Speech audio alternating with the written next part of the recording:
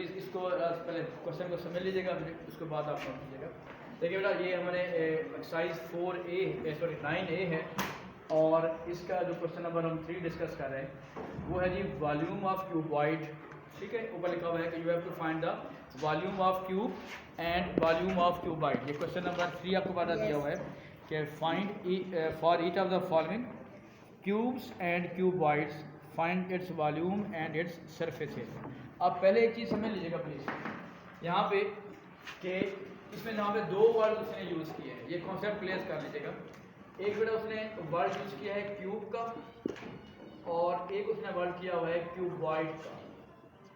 अब क्यूब आपके पास क्या होता है कि अगर ऐसी कोई फिगर हम बना रहे हैं कि जिस तरीके से ऐसे, और जिसमें लेंथ विड्थ और हाइट, इसमें लेंथ विड्थ और हाइट सेम होती है, this is known as cube. जैसे आपने क्यूब ऑफ आपके पास आइस क्यूब्स होते हैं, ठीक है, या जो कोई और को यूज कर रहे होते हैं, जैसे अब बच्चे क्यूब्स खेल रहे होते हैं, क्यूब्स के हिसाब से खेल रहे होते हैं, तो क्यूब क्या होगा जिसमें लेंथ विड्थ और हाइट क्या होती है, सेम होती है। दूसरी बात आपके पास है क्यूबॉइड।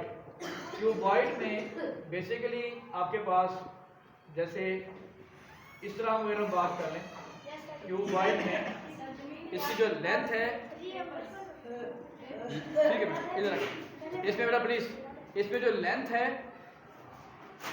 बेटा, और जो विड्थ है और हाइट है। अब सुन लें, क्यूब में मैं जैसे मैं बोल रहा हूँ यहाँ पे कि लेंथ विड्थ और हाइट सेम होगी, this will be a cube. लेकिन जब हम क्यूबॉइड की बात करेंगे तो उसमें लेंथ विड्थ और हाइट क्या होती है, सेम नहीं होती। बस सिंपल ये इसका डिफरेंस होता है। ठीक है, जैसे आपका शू का पूरा बॉक्स होता है, शू बॉक्स होता है, तो शू बॉक्स भी इस तरह होता है कि आपके पास उसकी लेंथ है और उसकी जो विड्थ है और उसकी जो हाइट है वो सेम नहीं होगी। बेसिकली देखिए, ये देखिएगा, ये आपके पास एक डस्टर है, तो डस्टर भी उसी टाइप का एक एग्जांपल है कि ये आपके पास बेटा लेंथ दी हुई है, ये हमारे पास विड्थ है, और ये उसकी क्या है, हाइट है। तो this one is the example of an cuboid. Clear होगी बात ये? अब हम नेक्स्ट टॉपिक आते हैं। अब हमारा जो कॉन्सेप्ट है, you have to find the volume of cuboid. तो वॉल्यूम ऑफ क्यूबॉइड का फॉर्मूला बेटा होता है length multiply by width multiply by height.